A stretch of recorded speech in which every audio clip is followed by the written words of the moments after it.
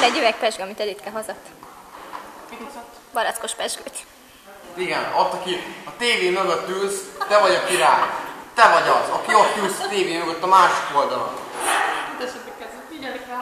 Figyelek rá, nézlek minden nap. Tudom, hogy most röhögsz rajtam, de nem én a figyelj. Megint pisélek. Ő is röhög. És nem baj, mert fog menni a YouTube-ra.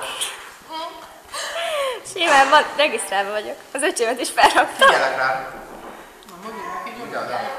Pakoljál már ki!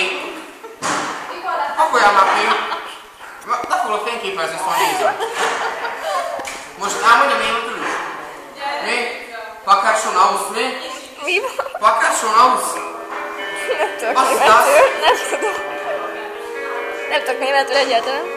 De nézlek amúgy. Tudom, hogy ki vagy. Én nézlek, nem vetted észre. Tudom, ki vagy, tudom, harcolom a telefonszámra.